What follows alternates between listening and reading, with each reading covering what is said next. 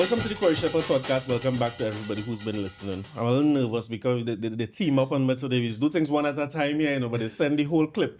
Bishop's Tanya, make sure that the whole clip is here. I want to welcome to the podcast, full-blown entertainment, Kory and Kevon. All you going, gents? Yes, we are good? great. All good. Thanks for having us. In good my spirits. pleasure. It's my pleasure. Yeah, It's my pleasure. It's our things we had to start on, We had to start with first things first, right? Mm-hmm. How much money you spend on clothes for the carnival season? I've been waiting to ask this question. Since I started this podcast, I'm waiting to ask all man, what is all your clothes budget like? Tanya here, so don't give me no fake figure. Wow. Well, we have a secret sweatshop. Sweatshop don't make kind of clothes always wear. Our little nieces and nephews just working now. I thought you were going to say they're waiting for the hand-me-downs because I would have liked to be one. Nah, we are them working. We are them working. Family business. Family business is good. Family business is good. Congrats on all the success, gents. Thank Thank you very you much. so much. I know all are accustomed to that success, but we talk about it for a while because more and more as I talk to people and I do interviews, I kind of casually say, who ride that boy? They say full blown. And I find like the year that they ride that again, further and further and further and further back. It used to start like 2024, 2023 during COVID, but it's going back sometime. You had to go back there, Yeah. But I want to start with today. I have a song out now.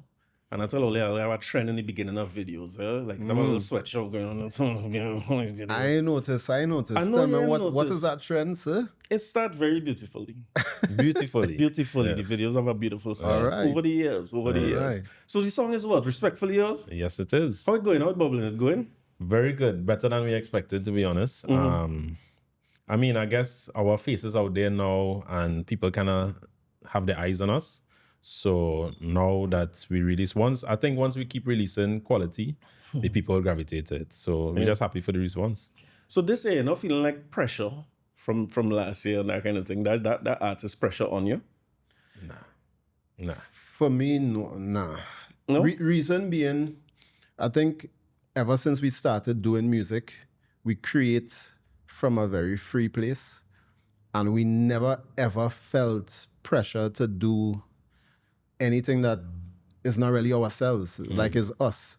Funny enough, yesterday, I was having a phone conversation with Marshall. He called me. He looking for a certain type of song, he say. And I say, you know what? Since we became artists, like, I think I've been so focused a lot on what we going to put out for ourselves as artists, that I know some of the artists that we usually work with be happy. not hearing from us as often now, boy. And I say that, sometimes I start to feel like I'm creating differently because I'm focusing just on what we want to say and sing for ourselves. Right. And he say, but that is not a problem for me because at the end of the day, I is full blown too. I see. And what he means is that what we've been creating from the start, and the songs that he has done from us is really things that came naturally from us. Yeah.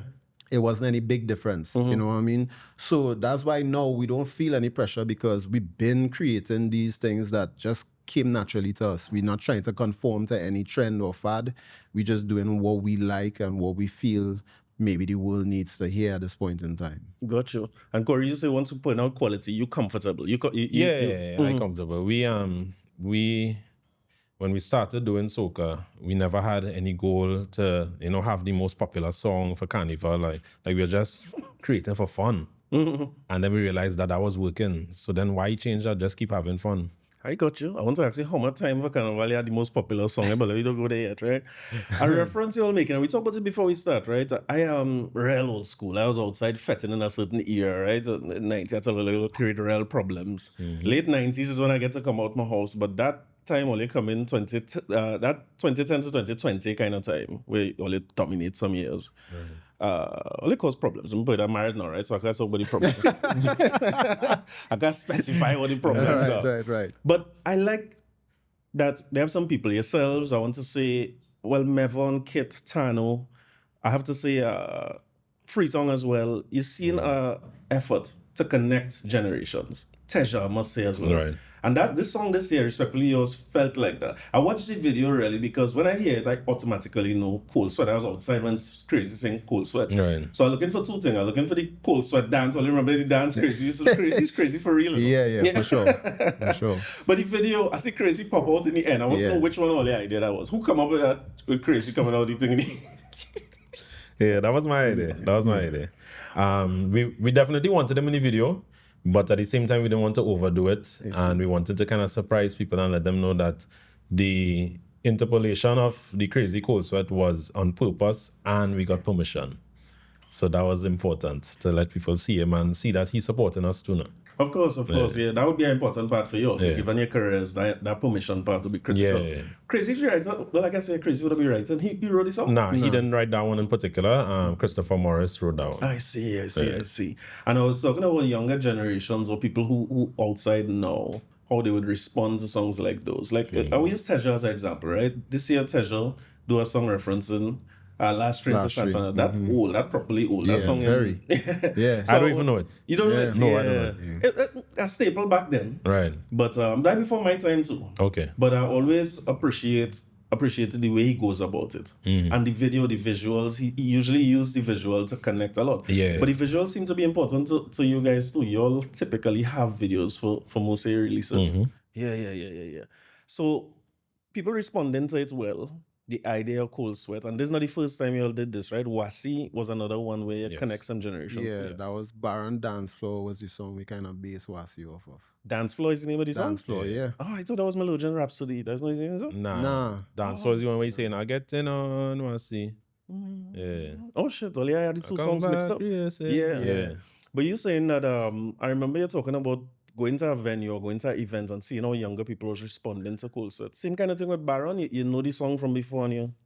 Yeah, it was the same thing. It was the same thing. Now that it's only now that you say it, it clicked because we went a little lime like with some of our family members, and that Baron Dance Floor come on and everybody went crazy, bro. Like crazy. And I stand up there, I was like, Cory, you see what's going on here? Like, I couldn't believe it. Old and young, everybody got on the dance floor. And everybody getting on Wasi. Yeah, it's one of them songs people will get. And it's so funny because he came up to me and he said, how do you think people would receive a song like this from us? And it was just casual, conversation. And I was like, well, I don't know. And I just left it there. And then the morning after, he sent me a song. No lie. He sent me the song.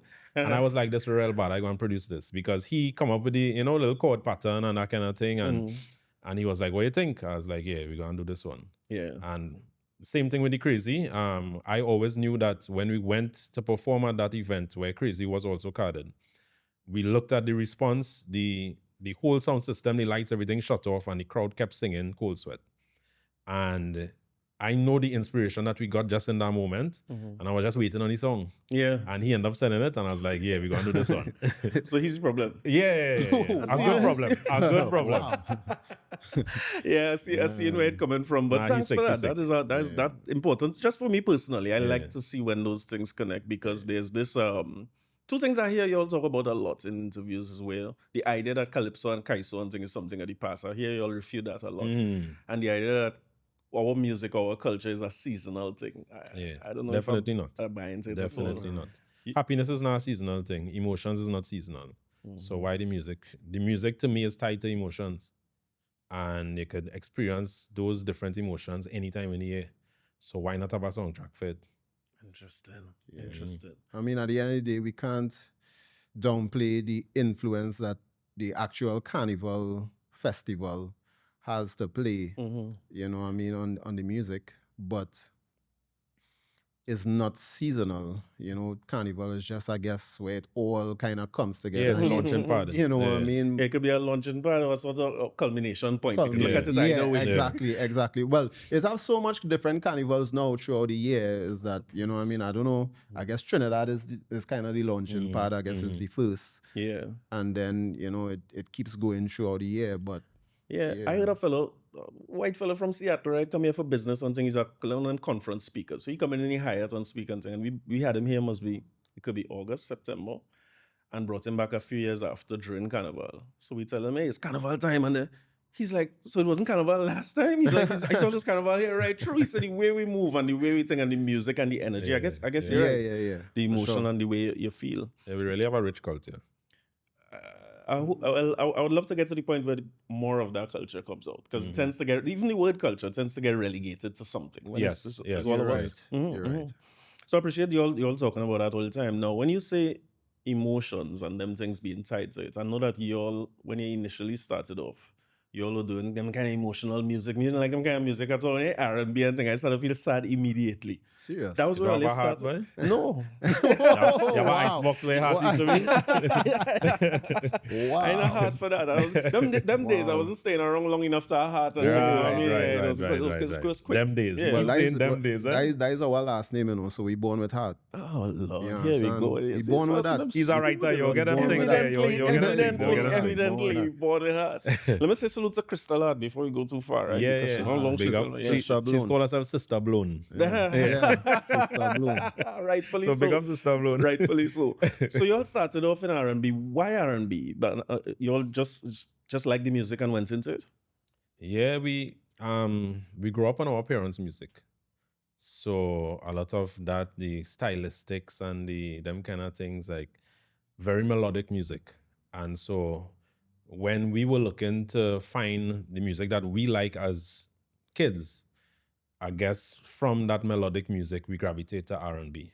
And so was the Boyz II Men and them kind of things. And so that's what resonates with us. We love melodies because to me, when you're humming that melody, it gives you emotion one time. Right. You go through your first heartbreak, is R&B you're drawing for. You understand? So Well, no, he joined for Well, 50 yeah, cents or something. I don't know. I joined men. for replacement. I joined for somebody available.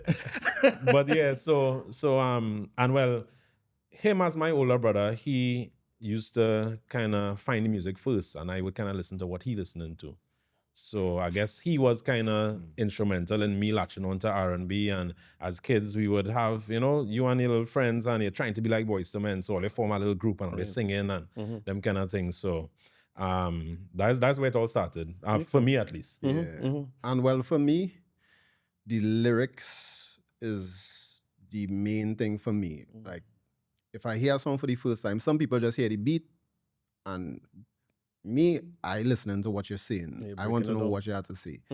And if it's not hitting me, then I'm not really into it. So for me, like R&B music and some of the pop music had like substance lyrically. So that really resonated with me. I think that's why I like that kind of music. I understand. Yeah. And for most people like myself, and when you talk the age you're talking about there, and when I listen to my parents' music, it would be like still Caribbean music, real dancehall and real calypso and that Right. kind of things. But it never dawned on me to like write a calypso. So how you going from listening to R&B to decide and you go and write something? Right. Well, he should give the story about how we started Yeah. in music. Right, well, the first thing I just go back to is when I was in Form 3, What school is it? St. George's College. So he was in possibly Form 6, lower 6 or something. Yeah. Yeah. Or upper six. George's And, school? nah, he No, was I in went QRC. QRC, the greatest. Oh my college. God. Wow. Here we go. Start over. I also QRC, attended the greatest QRC college. for a couple months. Oh man. But yeah, Booking we'll these get to guys. that. We'll get to that story after. But yeah, in Form 3, I had a biology project to present on pollution. Right.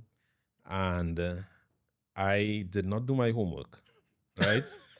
So it was the night before we had to present, and I said, Kevon, help me with this now, boy. Because you could do, you could have printouts and whatever, but the teacher said you could also sing if you want, like you could do anything. Okay. And I know he liked to fool around and we just remix song and make it funny and them kind of thing. So he come up with this, Hawkeye had a song, the dancehall artist Hawkeye. He had, I can't remember what Hawkeye song was, but Yeah. what he wrote was, I'm the pollution guy. Can't stop me no matter how them I try. Right? And Goodbye. yeah, he write a That's whole thing for me. And I went in front of the class and beating the desk and I real mash up. Yeah. Right? And we never did nothing after that. Well, immediately after, but it always stuck in my head that we could do that. Right? And then fast forward to when I attended QRC. the guys who were playing intercol with me, they used to go home and mess around on the computer making beats. That was the first time I saw how music was digitally created. And it blew my mind because I love music, but I never gave thought to how does make it. Of course. And so when I saw that, I went home and immediately said, Kevon, we had to do this. And I asked my partner for the program, install it, and Kevon and I started to play around with it. And what was a hobby turned into a career. Hello, a career. Yeah. So at that point in time, you envisioning anything like what 2025 was for you all when all this started? No way. Never. Because we start off adamant that we're not writing soca. But it's interesting. I hear you all say that all the time. And I hear you all say, at least one of you is always say, we're never going to perform, right? You say never. Yeah, I You're used never to going say to that do it. all the time. And then 2025 became a year where them things went out the door a long time. Yeah. One went from early. Yeah. Totally out the door. But it's interesting because you're talking about that first thing, that first step into it being performing. You had to perform the song. You come up with the song and you perform it. And a lot of people, when I tell people, full blown on, even when I was by Salute to Scorch and Hoppy and doing the top 100 list, Yeah, 101. Right. It was real interesting because it has Hoppy and them who's in the 40s like we. And then it has some youth men who working with Hoppy who's might be, they may 25 yet. Yeah. And it's to hear what I meant. When we play a Super Blue, the men say, this is all you was listening to. Yeah. This is all you have in the top 10. Yeah. So the gap had a bridge, right? They had to hear it and understand it. But I remember them saying full blown. They said Kutin. Was it Kutin? Somebody they were saying needed to be on the list. Right. Because it's the first person who was ever a writer or a producer who sang a song. And I said, now we have some work to do in this culture because that happened many times before. And they did say that they're young, you can't blame them. That's crazy. Yeah. But you all sitting in that space all the time. And in that room, they said, well, full blown. It might be all they're talking about, commenting about it. They say full blown is the first group who do it. And they talk about this Big Links Riddim as the first time you all singing a song. But Full of Love was your first produced and published song. Yeah. How it felt to make that step then to go, and what changed your mind? It was mostly the pandemic, I think. We Poverty changed your mind. We had no, yeah. I was gonna say boy. yeah. It's a combination of a lot of things. But we had no work, obviously. Because nothing happening in soca. Right. So, and we had just started building our own studio. So we already invested in this thing, and then we're not making any money. Oh, right. Right? And nobody asking for songs or anything like that. So we ended up in the studio, building the studio, and we ended up finding our sound. Like we just started to create things randomly with no thought about what we going to do with this. We just started to create. And the things that were coming out, we started wondering, what we going to do with it? Because a lot of these soca artists, this may not be the lane they want to go down. These might not be the topics they want to sing about. Artists who focus on fetes and, getting bookings for those fetes, what they want to do in terms of mashing up fete and getting people to raise their rag and jump might not fit what we just created, this body of work, you know what I mean? Because it's like every day we were just spitting out songs. Right. So we decided, you know what? We wouldn't even have to perform it because there's a pandemic right now. Let's just put out something and see. So we had one song, the Full of Love, and then we decided, let's make it a rhythm so that other artists on it and their names could help propel, you know what I mean? Because if we just put out a song, nobody might know or care or want to know what we singing. So we wrote other songs on the rhythm to try to, you know what I mean? And Crystal alone do marketing. I mean, thankfully Crystal we've been in the market. What marketing you tell me? Wow. If she ain't pass, I can't get paid. Wow. Yeah, so you had that in mind, just finding your own song. That's how it started. Especially because we thought, we wouldn't necessarily have to fight up to go and perform or anything like that. Let's just see how people respond to it when they hear it. Right. You know? Similar to what you're saying about just having fun, just being true to yourself. It makes sense. That's how we started. So initially, that Full of Love, it's not like he was performing it anywhere. Place lockdown. Yeah. We So had no this performance. 2025, you would say with Good Spirits, is the first time you're really performing and out there doing it, or you was performing all last year and thing? I see all the on radio When we had promotions Wasi, Wasi was out there. that was our first performance together, I think. Yeah. Kes booked us for Izwi. Izwi. Yeah. That was the only booking we got when we had that song. Yeah, nice. Imagine that. Life of artist. Yeah. But Kes called us and he was like, bro, I love that song. Like, you know what I mean? I'd like Oli to come and Yeah, I guess Cass is one of them who was always connected. yeah, to for things too. sure. Yeah. I even heard you all reference Winsford Devines, Joker, as being Yeah, the well, person who wrote the 'cause- song. Yeah. he wrote the dance floor. Everything. Yeah. Everything's ridiculous. Yeah. So that's what I was telling you before we start. Like, it's been like when I look at y'all and the songs that y'all contribute over the 10, 12 years, I tell people all the time, I say, these fellas go end up with Joker and them end up with it because the amount of songs. I remember when he passed away, I'd done a dedication episode. Okay. And I just used to talk and play the song. And it's just ridiculous how many artists he make the most iconic song. Yeah. Which you all fallen in that space. So we had to talk big links. I think it's a big change for people. Right. Good Spirits are going out there. The response for it is different from when again from Wasi by Kes. People responding differently. How they respond when they went out by Kes? And they call out with full Wasi? blown and all they went on with Wasi. Yeah, nobody really respond. Life of art. Yeah. But we knew that. know about that. We know about that. Oh, we were there's no just bother to you. Nah, because that don't mean that the song not good. It just mean that the people who show up there show up for a specific reason and we not fulfilling that. So them come to see Kes, they come to, maybe the high energy songs, that kind of thing. And our song is a kind of slower, more listening music, I would say. So yeah, we wasn't looking to mash up no crowd. We just wanted to introduce ourselves to them. That's real interesting. So you confident that the song good regardless of what the response is? Yeah. Oh, for sure. Yeah. For sure. We don't put out anything that's not good though. All right. Now you see, let me put it in perspective, right? Is how much billion people in the world. I could put my head on a block. I'm not the only person like what I like. Some other people like it too. Even if they're not in Izwi on that night, that don't mean that the song not good. Right. Nobody in Izwi could like it. I could go Taiwan and find some people who like it. Like that's what we just think. It have a much wider world to think about. Yeah. Remember on the night is we selector Himo Japanese from DJ. Japan Yeah. came up to us and was like, full blown.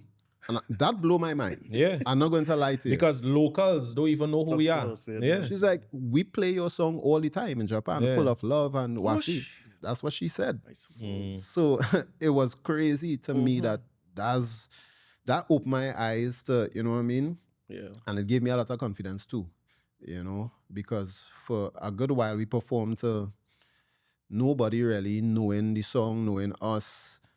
And we had to kind of teach them what we're trying to do, Of course. Trinidad is not an easy crowd as well. But too early and easy because you start by saying you have no pressure going into this year and you're confident with the songs that you're playing. It's a good place to be. So when you're doing big links with them, you know this is going to take over the world kind of thing at that point in time. You mean when we were... When you're working on it initially, like your initial starts are working on Oh, it. nah. Just going for quality, having fun. Yeah, we know it was good music.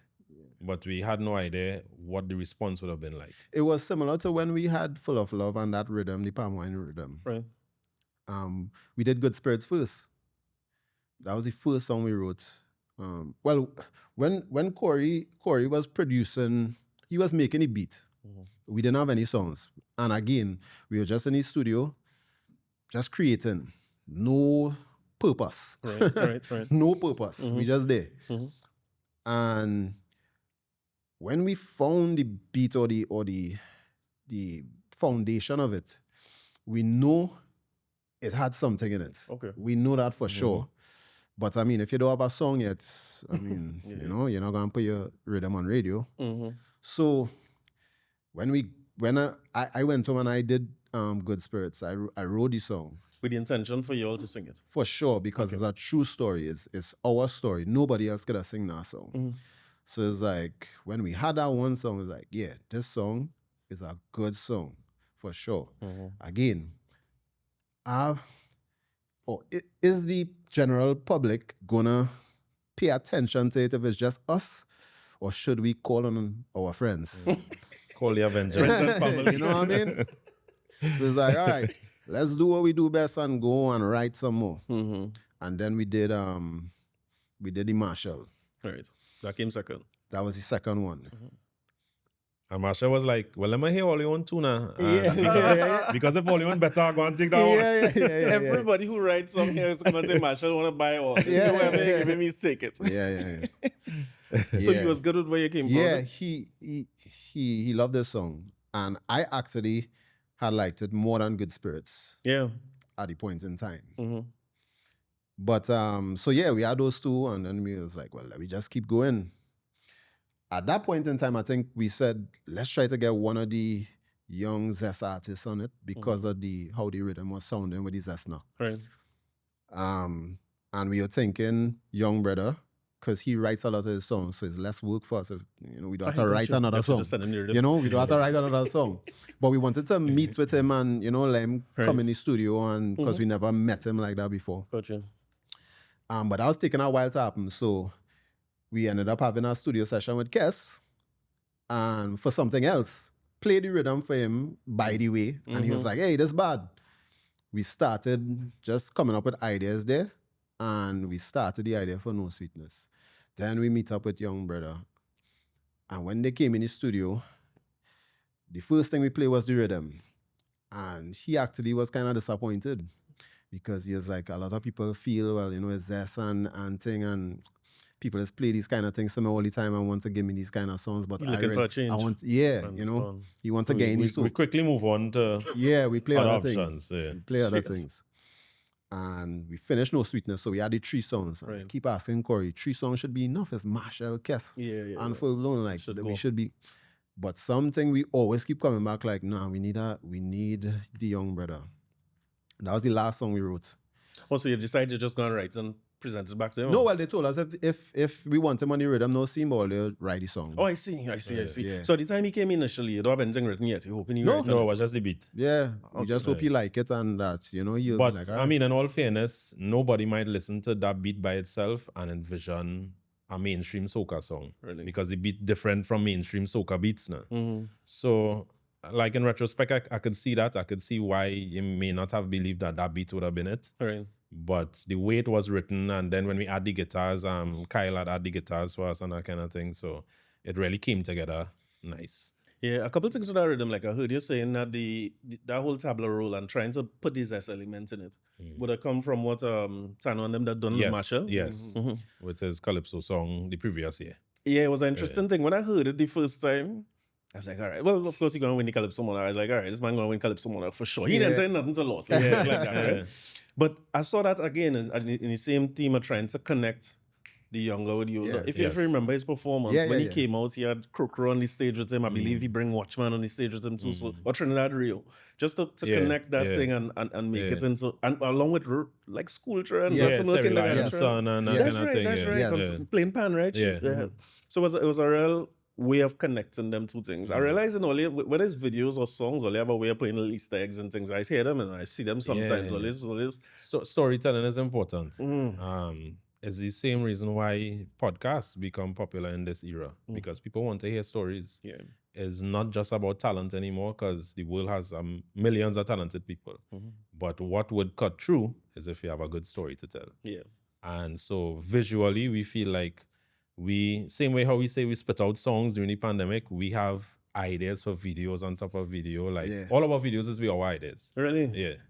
Like we conceptualize from the time we write the song, we already know how we want to tell the story. If it needs to be how the song says, or if it needs to be counter to what the song says to kind of expand their mind to what the song could be speaking about. And the storytelling is important, so that's why visual is important. Well, let's talk about that storytelling now, because I rhythm had real controversy around it, right? Like you go to the Kucher, Bacchanal, Kankalang, Lackery, Commerce. We could deal with all that now. Sure. We split Tanya still here? Let me just take a sip. Yeah, take a sip. Tanya, stay here for this spot.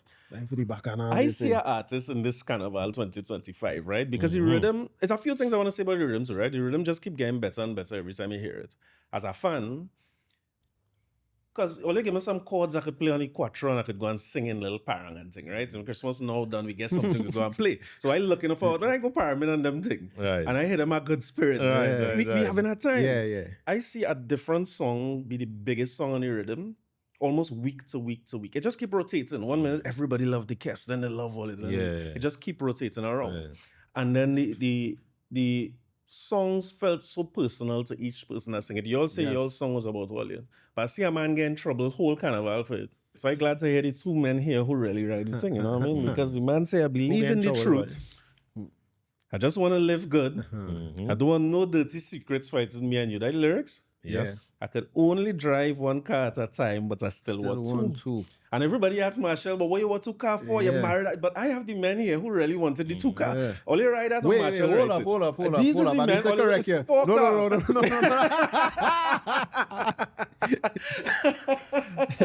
Let me hear the correction. We are not the men who wanted the 2 cars. We are the men who wrote the lyrics to suit the artist. So how do you know he was 2 cars, boy? We have been writing for Marshall since 2011. Before he married. Correct. And only knowing he Long wanted time 2 cars. since he was with different exes, etc. Wow. You understand? Take a sip too. Yeah. So we know what he wants to sing. Evidently. No, we know Listen what to he what wants he to say. sing. We don't know what he wants to do. We know what he We wants know to what sing. he wants to sing. No, like I know I know. I knew that song in terms of what it was saying, how it was said. You know what I mean? It was clever. It was witty. It was thought-provoking. Yeah. You know, that's what Marshall will sell. Easy. Yeah. You know? So yeah, I know that was him. Well, if I was married like him and they asked me that question, I would have just say Kory and Kevon Hart, grandchildren of Eddie Hart. Check for them fellas. Ask them, man. I asked them. I wasn't answering that, but he went and said I vibrating on a higher frequency. Correct. He answered that question. He's a brave man. Yeah. He's a brave man. And he went on to say that if the man could do it, the woman could do it too. I was not going to ask, so let's write one for me, but I don't want to. If we had 2 cars, would you help me the next car? Two is enough. But again, that was the first one I feel like when people, and I'm not sure how you all felt, that was the first song that I see people really hold on to it, like with Marshall, because immediately when it started coming out, people start making that parallel to a married man. And for sure. Yeah. And he play into it. He lean all the way into it. And what turned out to be a real big carnival for him. Yeah. But the Young Brothers are an interesting one too, because I think that maybe just like him, I suppose, people wanted to see people like me, wanted to see him in different spaces. He's a man just continue evolving. He never stopped changing. Yes. And it is refreshing to hear you all say that was deliberate. I want to know if it just happened by chance and he heard the rhythm and he like it. But writing a song like that for somebody like him, how you put yourself in them spaces? Because Marshall, you're writing for since he had 2 cars and thing, right? You say. But now you're writing for somebody who first time. Yeah. And that's difficult. It's difficult because I am not a big Zest fan. Right. It's not to say I really sit down and listen to Zest in my free time. You know?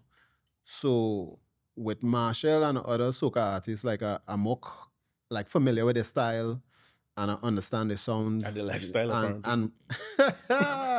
and what they want to say. You know what I mean? But so with Young Brother, it was really different. And I guess it's similar to like what we did when we did People's Champ for Benjai. You know what I mean? You just had to put yourself in that artist's place. Like, how would they sound? What might they want to say? How would they want to say it? We started, but we wanted to mix it with our vibe. And so I always remember we were in the studio just listening to the rhythm over and over, trying to find an idea. And we was hungry, so Kory left to go and get doubles. And while he left, I don't know what it is, but I started singing the let me cater to you, I say cater to me. That part. I recorded, I put it down. And the chorus. She said, take, right? Yeah. When he came back, I played that for him. And he was like, that is it, that bad. So when he hear it now, he tell me to take that. She said, "Let me cater to you. Take that from add it as an intro." Yeah, just had it as And he was like, "Bro, this too That's the bad. pre-chorus. This have to To come put back." down there. Yeah. So we'll just use that, keep that coming back. And when we had that patterned out, then it's like, well, all right, the verses obviously had to be Young Brother style, like, you know what I mean? I was like, it had to be dancehall style where the verse is short and going back to the catchy part one. Yeah. It felt that way because even when you listen to the start of at least the 3 songs, yours, Marshall, and Young Brother, they kind of dancehall starts. Yeah. And I think that is why the rhythm itself Catchy youths. catch a lot of youths. Yeah. It catch A lot of Jamaica. Jamaicans too, yeah. Serious? They pick it up. In Vibes Cartel concert the other day. Yeah, That was DJ. The one he do or the one he didn't come for? Nah, Not in Trinidad. Not- in Canada, in Not Canada. the one that was Local man, supposed to sorry, happen. Yeah, the one in Canada, they were running a dancehall set to eventually introduce Cartel. And they played 2 songs on the Big Links Rhythm in that dancehall set. Nice. And then Conscience. It was Yeah, Conscience. Conscience is performing in Miami. And he just running the rhythm and singing his songs on Big Links Rhythm. Oh, shit. It makes sense. Yeah. It makes sense. I drifting away for a minute, right? When you bring up the rhythms and singing the songs on the rhythms, I always wondered, even as well, you're making connection between artists over the years, right? Jamaica have a way where, like, okay, when I listen to Banter Killer when he now come out, he was singing on a lot of the rhythms that make Shabba big. Like Right. Pini Wali and Punani rhythm. And Right. all his biggest songs in that early 90s era was the rhythms that make Shabba real big. Right. And then Cartel do the same thing. I always wonder if rhythms, because they have a whole catalog of rhythms. Beyond the writing now, they have a lot of produced rhythms. You think we have a space to bring back older rhythms in the way that Jamaica does do it? Maybe not the entire rhythm wholesale, but for example, what we did with Respectfully Yours. If you listen to the drums, very similar to Dr. Cassandra. Very similar to Stacey Sober's Let Me Know When You're Coming. Right. It was that era we draw from. You understand? So I think like from the time you hear them Dr. Cassandra drums, it carry in that vibe. You don't even have to know what lyrics coming next once you hear them drums. You understand? And I think soca has a lot of space for that because that's an untapped thing. So same point you're making. Yeah, I definitely think we could do that and again help bridge the gap. Because it's not that the drum song old, it's just that they had to find a way to put the new on the old. Of course. Like it's the same thing. Like when I look at Antilles, for instance, I was asking Casey them what is here. Like if you do a re-release of the thing, the same way Russian do a re-release, Right. Oh, it would yeah, be nice yeah. to hear youths now, like Lava and them. Right, their on that. interpretation. I would love to hear what they come yes. up with on them. Same. things. And make it more modern, whatever you had to do. But if they come up with it. So the rhythm bubbling it going all over the place at that point, you have a 4 really established bona fide hits. All you know what it is to do whole rhythm and have it all over the world already. So you're seeing that happening. Any idea that the Young Brother going where it end up? Or you seeing that coming? Definitely not.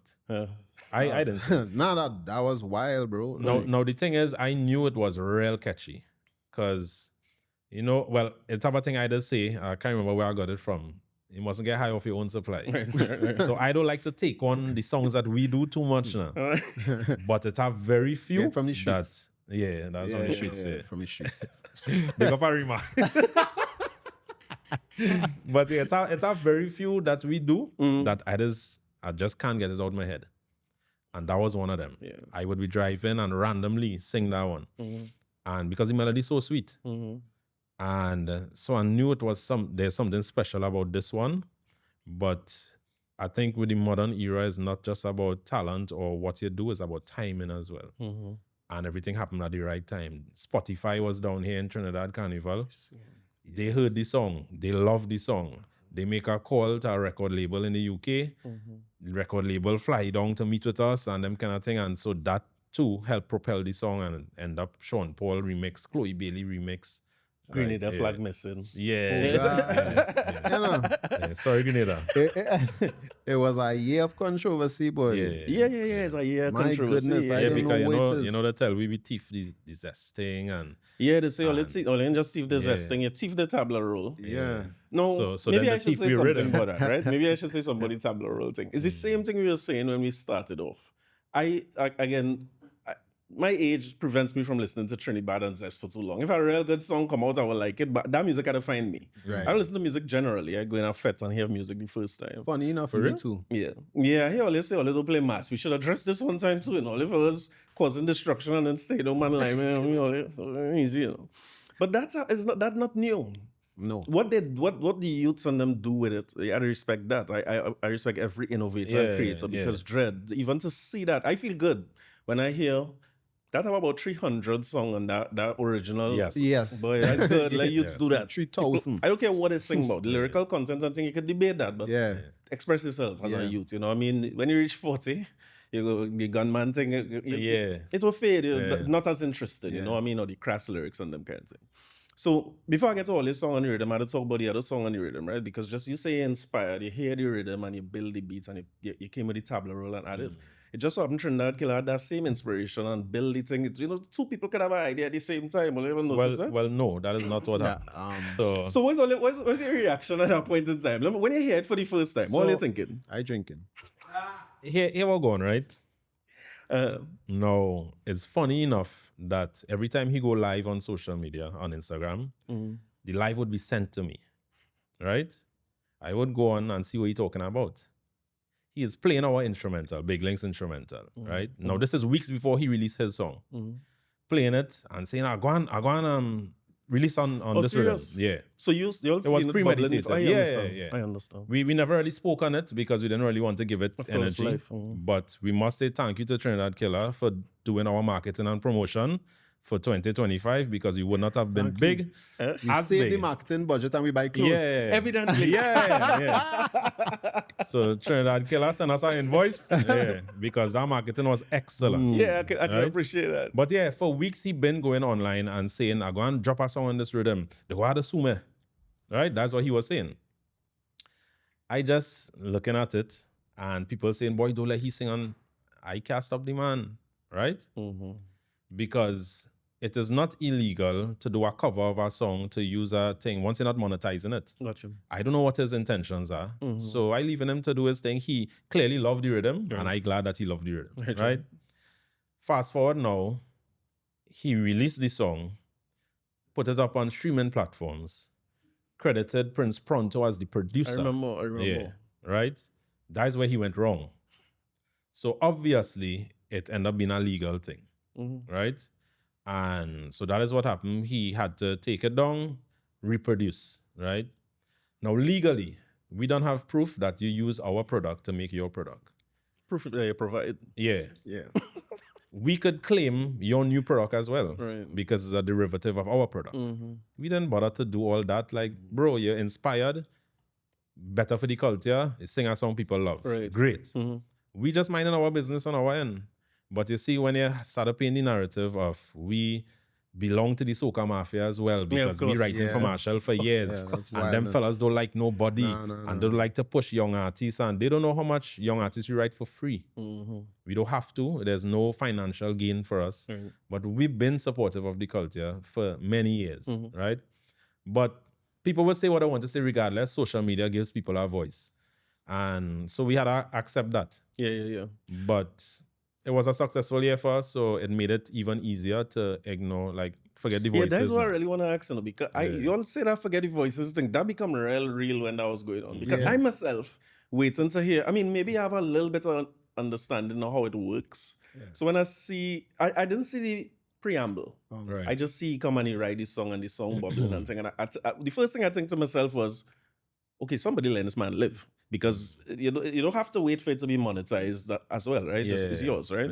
And intellectual property is a funny thing. I always remember meeting another IP lawyer when I was starting this podcast. And at that time, I used to, like, if I talk about Ole in an episode, it was me talking alone, right? Right. So if I talk about Ole, I'll just take to Ole a picture from The Guardian and put it as the episode cover. And she said, brother, that is equivalent to taking somebody's car. I said, but I just borrowing it, I'll get them credit. She said, that's equivalent to taking somebody's car. And when they catch you, you say, you just borrowed the car. So I look at it, strike it down immediately.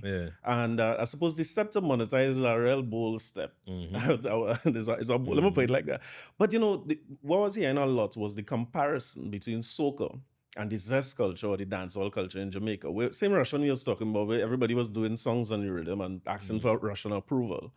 How you all managed to stay so quiet through all this? Because at that point in time, that was another thing. Real fingers point at Marshall at one point in time. Yeah. People say Marshall pulled down the song and then That was real yeah. funny. Yeah. Because we always talking with Marshall, and it's like, so of course people not hearing from us publicly. Deliberately, or they just decided not going to talk. Oh about yeah, it. for sure. good. Because like we really mean it. He was doing the best advertising for the Riddim. Like it's not a joke we make it like it's true. I laugh at me calling, you go and cuss and carry on when this. Nah, no way. I mean, I guess if he No, want to, well, he could. But yeah. To me, Is it true? if he looking for a next a side hustle, he could do marketing for artists. I'm telling you. nah, he have he have that, yeah, he have a way, he have a way, yeah. He know how to get people attention on media. But yeah, we was looking at it from a, you know what, you have a nice song. I wish you just do the right thing from the start. Yeah. You know what I mean? And go and produce your own thing. Even if you get inspiration from our rhythm, go and produce it and do your thing properly, you know? But we really not about the bacchanal. That's not our nature, to be honest. Yeah. We very kind of soft-spoken when it comes to them kind of thing. It's like, we're not trying to gain nobody way. We don't want nobody try to gain our way. We just trying to do this thing that we love, make a living, take care of the family, and have a little fun. And that is it. You know, we're not really trying to go back and forth on media and this one, that one. And no And way. to me, that's the worst mistake you could make, trying to argue with somebody on social media. Yeah, it's tricky, Because right? then who is the judge? Well, the judge have a way, because the judge is the social media public. Let me not even call it the general public, right? And then, so who is his following? Yeah, that's right. Do they know the facts? Do they know music law? Well, probably not. The people who come in on a live like that, that is entertainment. Yeah, The back and yeah. forth and the thing Correct. is going to be entertained. So and if whoever I believe, play- I believe. So if I play in your arena where you use the king of bacchanal, I will lose every single time. Every single time. So I'm not playing that game with you. Go ahead and play by I yourself. understand. It makes sense. I always wondered how they managed to say so quick. I had to be itching to say something, but No. I mean, it land where it land, right? All the things land where it land. Everybody Yeah. good, and he and Pronto still have a long, good relationship, right? Well, let me put it that way. okay. As good as a relationship Yeah. could be. It's strange. That was real odd to me Yeah, because, very. to be honest with you, when I see it going on, because it was the starting of the jumping on the rhythm, then it was the Pronto thing and the billing back the rhythm, then it was the Nicki Minaj thing, and I keep watching it and I say everybody in this scenario go and fall out at some point in time. And as one of the public, I come for the entertainment. Yeah. Lacquering. No, That's me why- too. that's why- Me too. So you I just was watching on it? every live. I was on every live. And hearing them saying, oh, he tried to reach out to Full Blown and So he didn't up front. come on. Well, sometimes when He you say called thing on me- that live, that's reaching out to He you. called me on WhatsApp because, even though you don't have the number saved, you can see the name show up. He called me on WhatsApp a few days after he done monetize, and Oh, by then we don't need to talk. What how to tell you? yeah. Now you do your thing already. So yeah, no big words up. saying anything. Yeah. Makes sense. So when you're looking at your song now, you're going out there, you're making sure that you, as you say, put out quality at all times. I always wonder from a writing standpoint, right? Because one of the most boring things I ever sit through in my life is a class called English literature. Never. That's my- I never that's my seen favorite- nothing Never. boring. That's my you favorite see the class. way fought on here, fought on there, fought on... I couldn't understand. Never. Couldn't understand. But I hear you all say that was one of the most inspiring things for yeah. you guys. I used to go to school for that. Yeah. I When kid you not. Like better than them thing? when I finished For school, literature. I wanted to teach English and literature. Serious? Yeah. Nah, but I see why a little play mass, man. Yeah. Nah, Wait I was a kind of nerd when I was younger in primary school and thing. I always tell us up to 2 days ago, my dad was reminding me that we used to go in the library. He used to take us to the library because he had a friend who was a librarian, and she used to have like a whole lot of books that not outside on the shelf, there in the back in her room. And she used to let us go and take whatever we want from there and borrow it now. Other people don't have access to those books. And I going home with 7-8 books, and like next week I need more. Yeah, true. Because like I was a nerd with that kind of thing. I just used to like to read. Any kind of thing, like what you all else reading then? What you was Not all there. He read it. Oh, so he wasn't nuts. No, But you had that's like me, literature that's class. me, so you that's was me. reading Yeah, as but I much. like people to read to me. So no, and this is not even a joke. I did literature for A levels in St. George's. Right. I think it's 9 books or something is how to do. I had none of the books. I still passed literature. I go into class, listening to what they're talking about, and I know what to write about. This is what the book's saying. And you see, in those subjects, I mean, yeah, you're supposed to quote where, like, Act 1, Scene 2, where you get from or whatever. I don't know them thing, Right. but I could real talk about the story. And I would make my point still, my marks still, just because I know the story well. Yeah, but I don't like reading. I fall asleep every time I read. Yeah, but you can hear a story. Yeah. Yeah, Words was always my thing. So I also did languages and stuff. Like I can't remember them good now. Foreign languages. Yeah, I did Spanish and French for CXC. But yeah, words, like I like word games. I like, and like. Because he's one of them Wordle men who's get up every morning. Oh yeah, for sure. What's My your streak sister like? and I. What's your streak like? Because you could get I wish I had my phone. I could have checked it. But yeah, it's like I Good, just play I'm that glad you're not every single day. Yeah. We go compare streaks But after this, we grew up with our mother and father playing Scrabble against each other and everything. Yeah. Same thing in my family. No, I must write a song. Let me see how that translates. But Good Spirits end up being one of them that become a signature thing. Yeah. And I think decades from now, that hook and a good spirit and a drinking a good spirit, it hangs around. Yeah, it's true. I want to ask a question because I was watching the video for this year, right? And I'm watching thing and I see the whole video kind of pause on the music fade when a bottle of Good Spirits. Or they bringing out something or what coming? No, man. Tanya? Thing selling? We just enjoying telling stories, right? So telling stories don't mean telling lies, eh? There's a different kind of story we're talking about here. These men is experts in not answering questions. And I hear all the whole carnival say, yeah, Good Spirits. Yeah. So Good Spirits, again, the writing in it is impeccable. Like there's so many different parts of the songs, as I say, it's playing it in parang and people holding on to it. Right. That was another song that always say all the writing about people. You addressing that? I hear always say it wasn't about nobody, it's just you doing what it is you do. It's about us. It's about us and journey. our story, Yeah. You know what I mean? Like They say in all the journey, only a man follows and only things writes that- somebody, man. we Yeah, follow we with follow people, plenty people, over the but- course of our lifetime, bro. I suppose. It's like you go through things. And especially in the music industry too. I mean, not trying to be vague or nothing like that, but people hear stories. The music industry is not one for the weak, right? If all you're trying to get in the music industry, please know what you're doing. Yeah. But yeah, we had enough experiences, and the inspiration hit him to write about our story to that piece of music. And people saying is that this song, I feel people forget what this means. This means disrespect. Didn't disrespect nobody in the song. It is actually a song uplifting people who feel downtrodden. And that is it. This happened to me, yes, but lucky for you, my friend. That sound like a threat, eh? Let me tell you, me ain't do no English literature and thing, but when all you say, you know what I mean, I have no time for beefing. Lucky for you. When he was in St. James, I said, man, boy, lucky as a man, give my life to the Lord. You know, it sound like a threat. True. Deliberate. True. Well, no, I mean, Yes. I don't have to be threatening somebody to say that it's lucky for you. Like, I don't have to be a bad man to say that it is in fact lucky for you. All right, okay. You know what I mean? Like, That's fair. That's fair. But what it says as well is that, and I live by this. Somebody get a bad drive, it rather cuss and carry on. Somebody do you this. Sometimes people end up learning the lesson that they need to learn with somebody else at another time. You don't need to be the one to judge people and teach them their lesson every time somebody do you wrong, because you know what, we do people wrong sometimes. Of course. I would understand? hope they're in a good spirit and leave. Exactly. allow me, give me Exactly. yeah, a I little, agree. Of course. So that's what we promoting. We promoting, you know what? Sometimes you just have to leave things and be in a good spirit. Yeah, I think that it resonates with people because the truth is, like you say, if you live long enough, you're in them spaces. You cause them problems, you're a part of the problems, or you're on the receiving end. That's the truth. So people resonate with it a lot. So now you're having a different response from that first Cast Tuesday, right? People there, they want to see you sing it. Yeah. I saw you all start to perform and you could sing any one of these songs. I found that to be one of the more unique things about the Riddim too. And David, I go move on from Big Links. I know we're here long, right? But sorry. But yeah, it just felt like any one of them songs could be for any one of the artists on the Riddim. It's a song almost interchangeable. Right. But y'all embodied this song. What was your response like when you first started going out there performing it? Our first performance was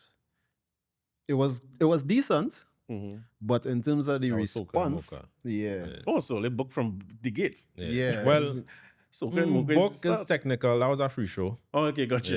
But Promotion. yeah, the song was doing well, and we knew that Sometimes you had to stoop to conquer. And yeah, that's a good stage to be on. Right. So big up Mocha.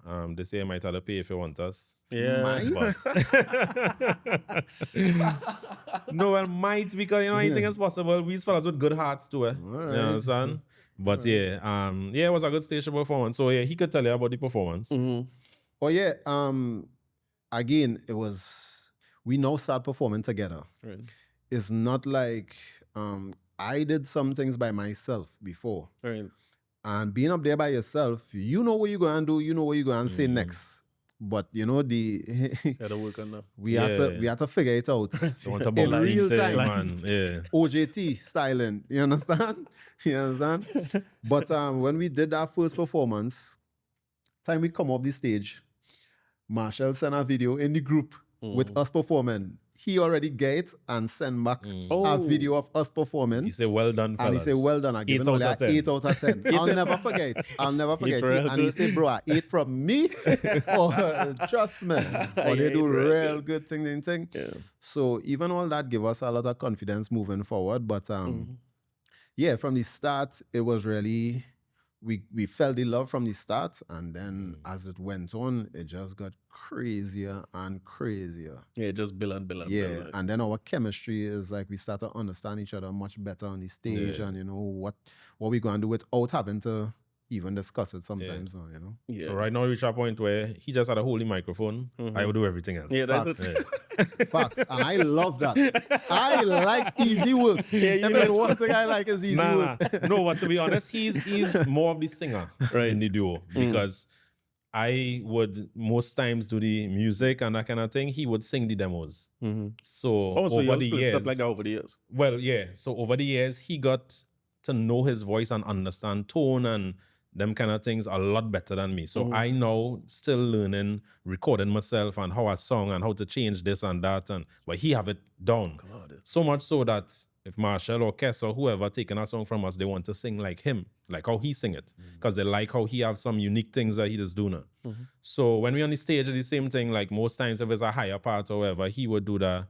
And I would just kind of stick to the regular song and he would embellish and So we learned that makes more sense for us. Got it. Now, when I look about real time, it's a thing that I see throughout your career because you were formerly trained in music. No. Nope. And you formerly trained in writing or anything like that. You went and do. So you're accustomed to this. Formerly trained in football. Oh yeah. That was it. And you say you retire from that. Right? Yeah. You talking about Marshall sending a video. Casey tell me a story about that too. Where you submit a song to him and then send a video with Marshall singing in his studio. 5 Yes, star done. 5 That's star the done. first soca we ever write. That was Antilles Riddim, right? Yes. Now, where Antilles Riddim land is such a parallel to where Big Links Riddim is now. Facts. Because Dread, there's no. With a few people, I had a funny Casey. Once the Antilles Riddim come up here and you put it on social media, it's just see the comments. Favorite rhythm, favorite song, favorite time, favorite era. You know what I mean? And for you all to be a part of that, and you said that you all were doing R&B before. That was what your focus was. Yeah. What made you decide at that point you're going and try the soca? It kind of happened organically. We went to the studio. I mean, we get accustomed going by Casey. Casey was introduced to us through one of his school friends. Yeah, Rondell. Right? And so, so in those days, right, I had a girlfriend and I used to write a song for her every year. Right, on our anniversary, right? I used to write and record the song down by precision. They're making life hard for other people.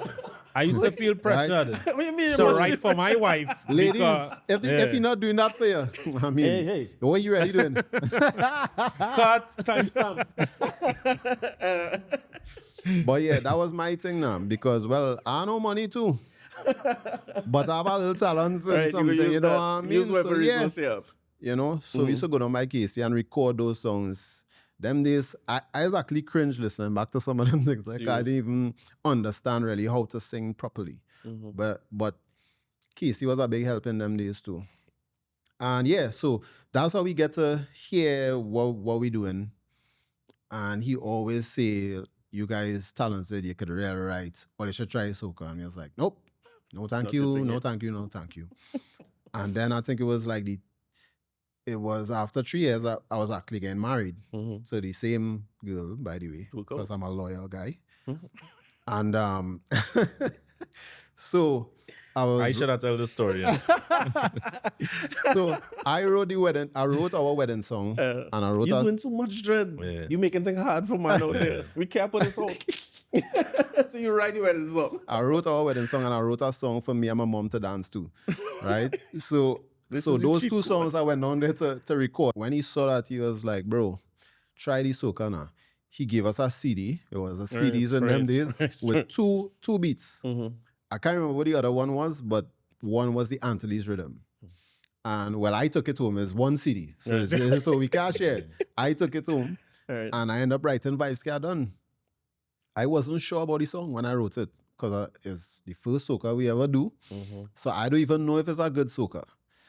I sent it to Corie and Ryan. Ryan Hamilton was a part of Full Blown Entertainment in them days, right? And we owe a lot to him too, in terms of For sure. he's great with For sure, everything for when sure. it comes to music, writing, Beat producing, musician, yeah. singing, everything. He Engineering, plays everything, keys, yeah. everything. So he really helped us, and both of them say, "Hey, the song good." So we sent it back to Casey, and Casey said, "All right, nice, the song good," but we didn't know what would happen. Casey obviously have all the links in the soca, so course, he yeah. had Casey to know was what on to do top with of it. it, yeah. We don't know what to do with it. You understand? And I remember him telling us that I think he sent it to Rupee, and it get turned down. Right. I think he sent it to other people too. I can't remember who. But then one day, randomly, after we forget about it, he sent this video I still in have our the group. video actually. Yeah. with Marshall recording it in his studio in LA. Yeah. I see. And well, we went crazy. So while it's on a reference track, you sing it out or you just write it? Yeah. Yeah, we record the entire song. Right. Beginning to end. Yeah. That's that's what he was saying before too. Like I would be the one to record the demo. So from top to bottom, everything, yeah. Whoa, Singing it exactly how, exactly how the all them artists things, all need them to things. sing it. Yeah, that's what yeah. Casey's saying. No real questions about it. Yeah. But Cory, let me ask you before, right? You don't Fete, you don't play Mao, you know good. Well, I went through a stage of Fete, to be honest. Okay, all right. Just when I left QRC and I was unemployed for a little bit, Fetting on your parents' money. And so my mom was a customs officer at the time, so it had customs Fete them years still. And so I would go customs Fete with her, and I would look to see who performing and listen and that kind of thing. But then Kevon took me to my first Insomnia. I don't know why you would bring me up in that. Yeah, because Daddy need to know from now that I'm not sure why. yeah, my brother was the influence now. Yeah. Good influence. Just last night, the man said I was a good son. Yeah. No, No, you are. It's just perspective. He's a good brother. He's a good son. Yeah. You're carrying people in Insomnia, yeah, good, bro. Yeah. But that Insomnia in particular, we always laugh at this. We got there maybe like 11 p.m. Oh shit. and I jump until 11 a.m. bro. Yeah, that Insomnia. People don't understand why Insomnia. And that's because is well, one, times were real different back then because it had more foreigners than locals to begin with. No phones. But yeah, no phones Correct. and like never see come see now, but I just in one of my first Insomnia Fete and it's like I just so excited. I have all the energy in the world. And I love every song that play. I don't care. I love it. And then I realized, you know what? I actually like soca because I never really grew up on soca. Sure. But that was my exposure to soca in the live setting. And so now I kind of beginning to understand what has an effect on the crowd, what people would gravitate to. Yeah. So when he bring a song like Vibes Get Done, I can't conceptualize, at that point in time, I can't conceptualize what us writing a good soca would sound like, but I could hear it and I could tell. Yeah, right. And he did a good song and I could tell. Yeah. That's what I mean about learning in real time because without doing music formally and being able to hear something like that, because I don't think I ever heard that song sober. Let me put it out one time. Every memory I have of that song, I black out. Yeah, because it became, Antilles is what it is. Yeah, But that became the it on the Antilles. It's another one of them rhythms where plenty of the songs was real big songs. Yeah, but correct. That Cohen was the one for me, to be honest. I mean, For me too. I used to wish we write that one instead. Yeah, no, that song crazy. Because to take a sweet rhythm like that and have a bacchanal song like that, I suppose. to me that was genius. I suppose. Yeah, because he went the unconventional route now. And that's genius writing. And to we me. actually thought that he would probably win Soca Monarch. Remember Yes. when we heard it the Yes. first time? Yeah. But that time we didn't write Mr. Fett yet. Though. Yeah. Yeah. So you know. Well, let me talk about that. You don't carry because again, no sobriety whatsoever. It sounds like Mr. Fete. We were learning quickly. Yeah, so evidently. From Vice Garden, Winnie first song, and then Mr. Who would I be Fete. producing it? KC. That was Casey, Mr. Yeah. Fete. So in those days, nobody knew who we were. We Oh, so didn't you even know who we working were. with Casey. You understand? So yeah, it's just like, because if we're being honest, around that time, we were very eager to be in the music industry. And we used to go from studio to studio. Everybody would turn us down. They would say, oh, they're too R&B. But I need to listen to more music and see what's going on in the world. And so nobody was interested in It's working before you with us. catch or when you're done Yeah, before. right, before. yeah. Mhm. Nobody was interested in us. And Casey saw that we understood structure because we have an R&B background. So then if they understand structure, it's just to find the words that would resonate with the locals for soca music. And so he gave us a chance. And I mean, the rest is history. For sure, for sure. Yeah. Even the R&B thing is here, too. Even when you listen back to the... Because even the baby Yeah. is here through this. Marshall is always complaining. Always. He say, up to all now. me singing was that Justin Bieber thing. Up to now, we have a song.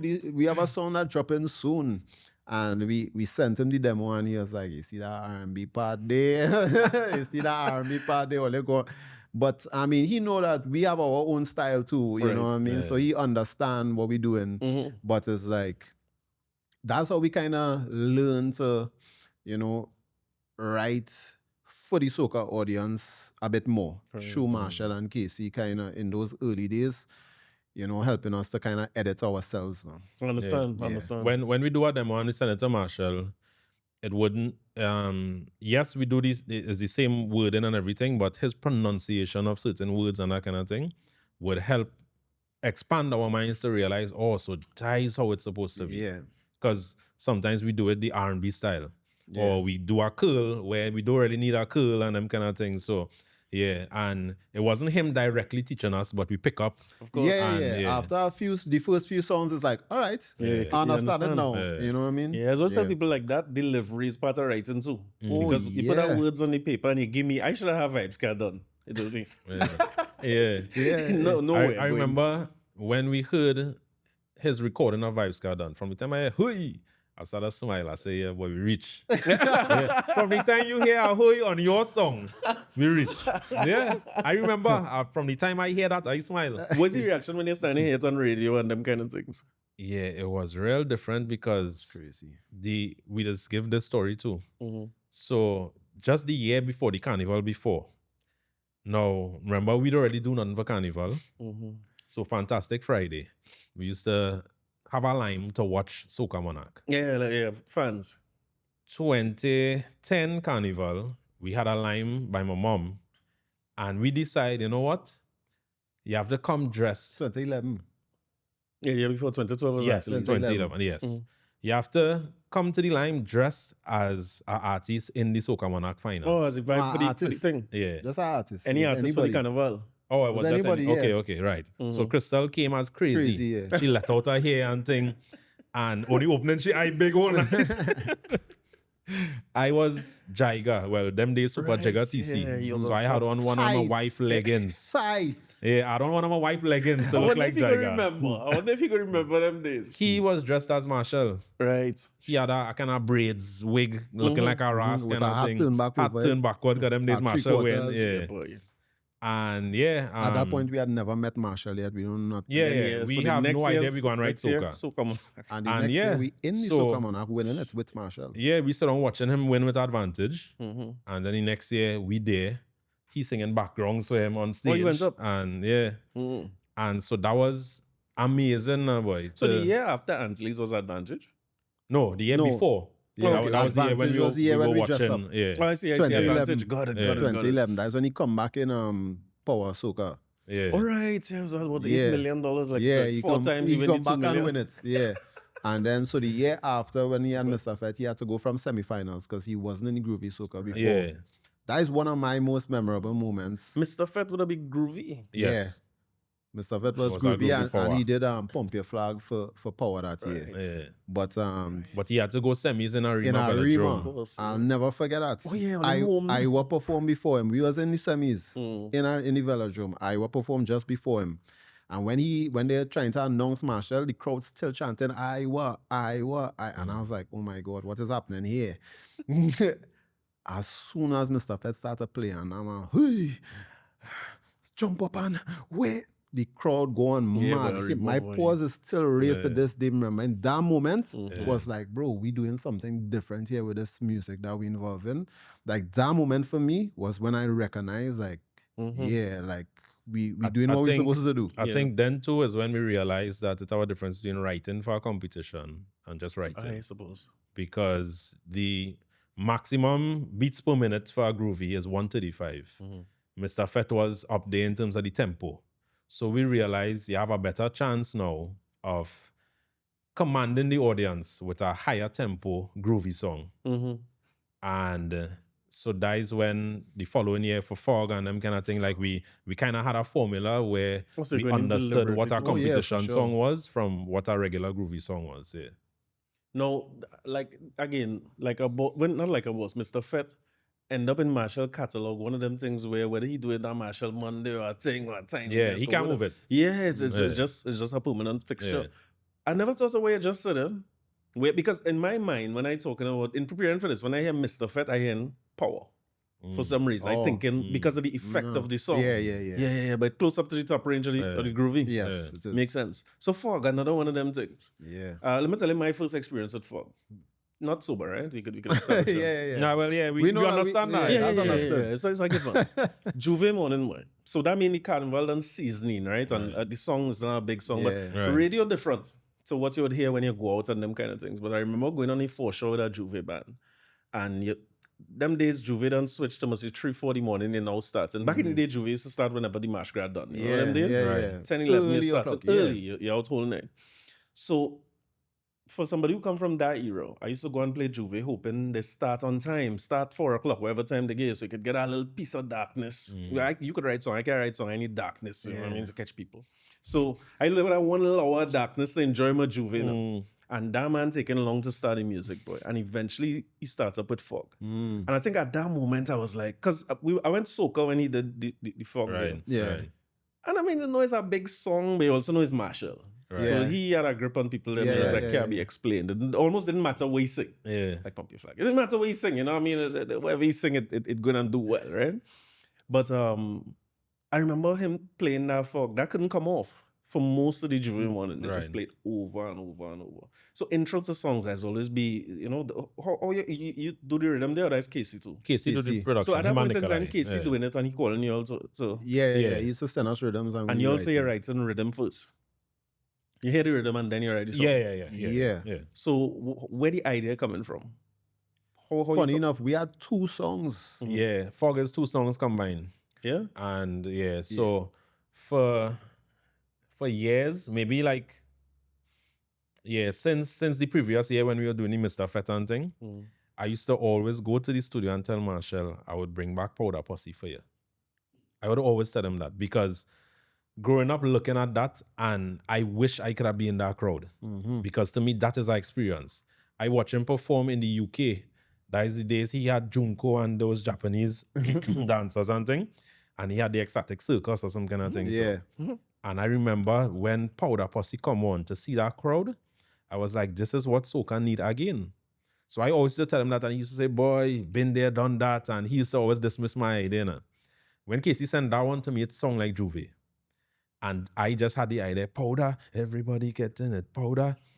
And I record in my bedroom home and tell him, well, I think I sent him or something. What happened? I write a song. I write a full song, home. Right? We don't live together, right, Ole? We don't live together. So I write a full song. I live on the streets. He has a house. Well, he have a wife, so sometimes he on the streets, sometimes That is true. I concur. But yeah, I had a full song. So, but the equipment and thing by him. So I was going up the road by him, them days in his bedroom, and we going and try to record an idea. When I going up now, lo and behold, he have an idea too. I didn't know that. And when I hear that powder thing, I was like, oh my God. So I had the verses, winding up in the session. I had that and thing.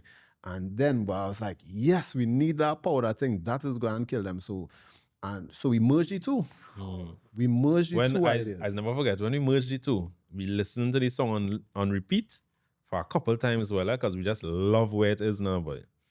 And then we stop it and we start to talk. And we say like, yeah, boy, we have one here. And we're talking about what the song would do. And I can't remember who said it, but one of us said, boy, this one going and fog up the place. Oh, shit. And then we watch each other. We're like, that had to be the intro. And that was it. And so when we submit that, from the time it starts, I remember when Marsha was going to record it, we went down south by KC. Peter C. Lewis was there at the time. And he already knew the song. Because like Marsha loved it so much, he must have played for all who he could play it for. His reference. And and that is when I realized, yeah, boy, we have an next one here. Yeah, it's real funny you should parallel them two songs. I always wonder if them two songs related. Is it start, you know? Yeah. If you like fog would be and then when you listen to Powder Posse, it's almost like a same kind of it's similar. Yeah, kind of build up to in it. terms of the vibes, yeah. Yeah, even the first line, because that fog up the place. When you hear that on the road and sing Juve more than that. Again, another one that really can move from his catalog. Yeah. I had Adrian Schoon here for soca, and he talking about they call the year that he do the fog in soca. They call it the fog. Yeah. You see, he credits that. Yeah. That video and that song for where soca. Yeah. Oh yeah, that definitely. You attended? Or No, you didn't you go? went. I yeah. was sick. I went and I was quite to the back where the food court is be, just looking at that crowd and like, what is this? You don't feel like the urge to go and tell everybody in the Fete, hey, they're me. I don't know that I can control myself. I tell them smallies, I say, your boy right there. Yeah. But funny enough, as you say that, I don't want to stray too far, Sure. but when Marshall and Bungie had the Bosshead tour, we went to some venue in New York for Labor Day when they were performing. I met up one of my partners who live in New York, so we in the crowd, and some one of our songs came on. And he telling his friends and them, hey, he write this song. And a girl saying, what? No, it's Colonel Ryder. So I just paying attention, right? I ain't not in no long talk. And he and she curling back and forth. He have to go on YouTube to pull up the credits to show. Yeah. I'm like, boy, what is this? Boy? Because we just try to avoid them thing at all costs. Evidently. The music would speak for itself. Yeah, you can't separate Marshall and Colonel just before they come. Exactly. People would always and think Colonel that. had a dread run with Marshall too. I remember Insomnia as well. When Marshall started saying Scandalous.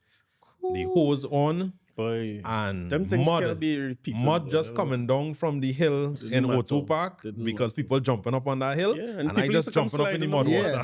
Yeah, that them days. Even like when you talk about Powder, like I was there for Powder Posse, right? Junko and them. That was, and I think if it's not that year, the year before, he would have a whole marching band concept.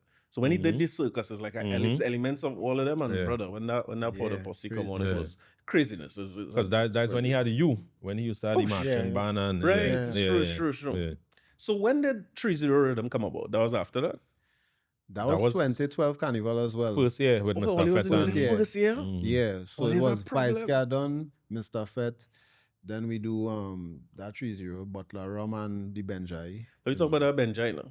Casey say Benjai didn't know the song, right? Correct, he didn't. Yeah, he said nobody can write for him. I suppose the R&B feel, only usher in an era, right? Whether you blow your own horn or not, I go do it. Only usher in an era because even him saying that blacks decide he don't want to do bottle or rum because the bottle or rum. I can hear blacks saying that. You know, that's what blacks is. Blacks. So Trinidadian, let's don't allow him to say bottle or rum, right? Although I could hear him singing this song, right? Good. But again, Panorama, I was introduced to that rhythm, and right. It's like you hear it already, but when you're out, you start to see what the effect it having on people. And that rhythm, I guess the live band kind of feel to something. Yeah.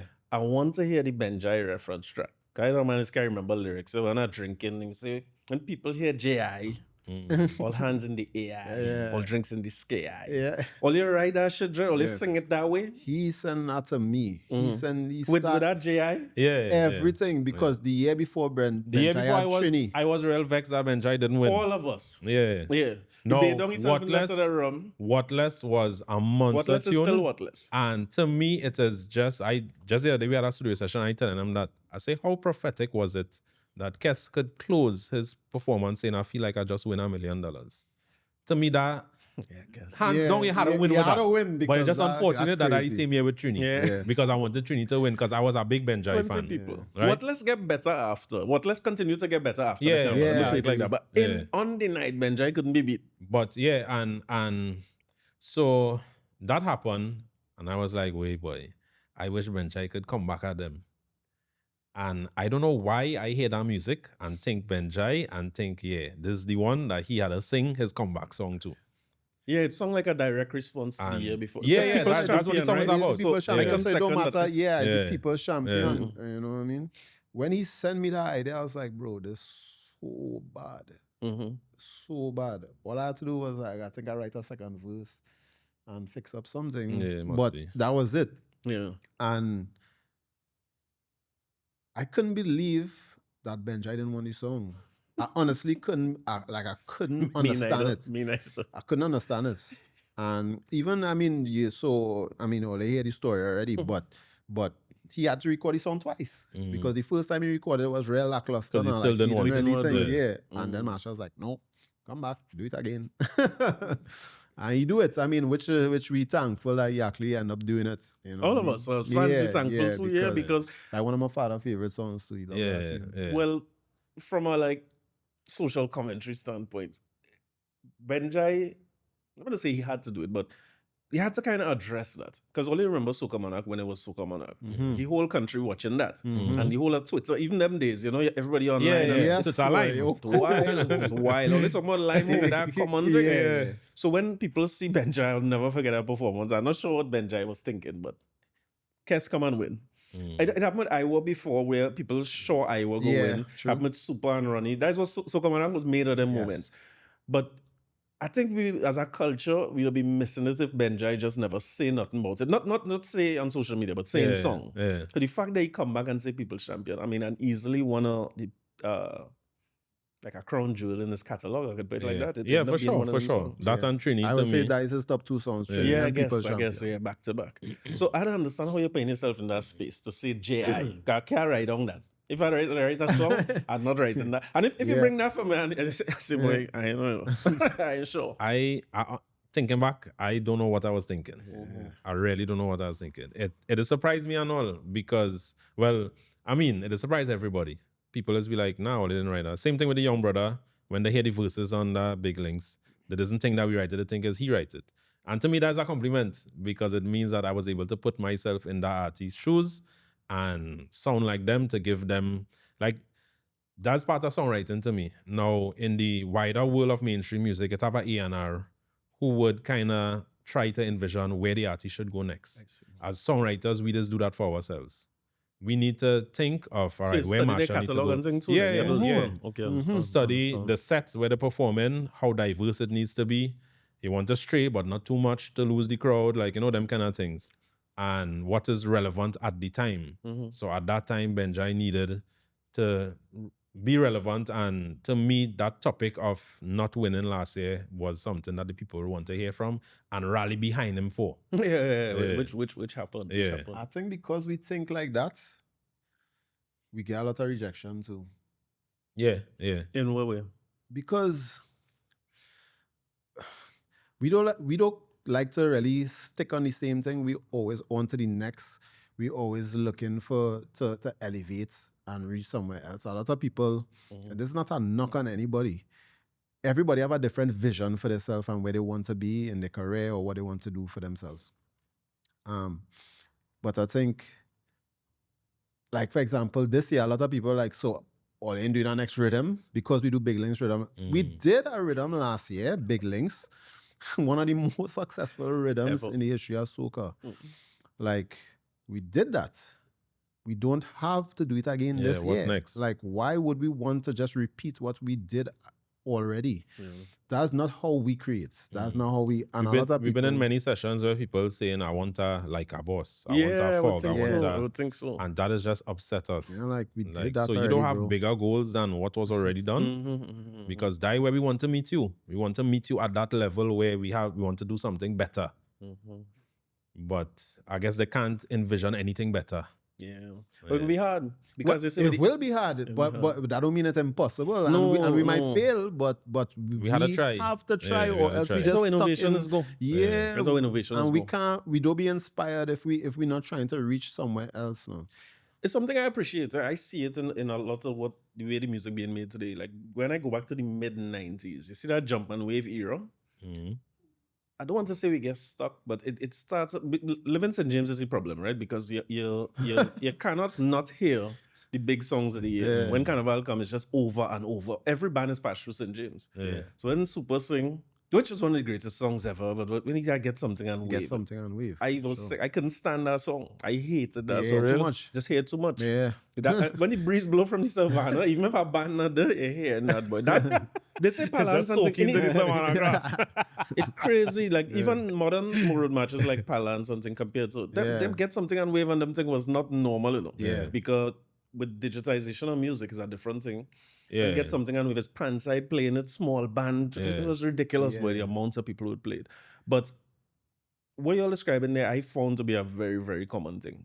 They had artists who, when they got hit last year, so it felt as though Sherwin Winchester was the greatest to ever do it. It felt as though he was searching that dead or alive for the next 3 years. It just happened a keep the lot. formula, yeah. But I find now you're seeing people, and I could understand now you're pushing them to extent on as a collective, right? Not just Yeah, full yeah, blown, but yeah. as a collective. It's good. Yeah. So all hands in the AI.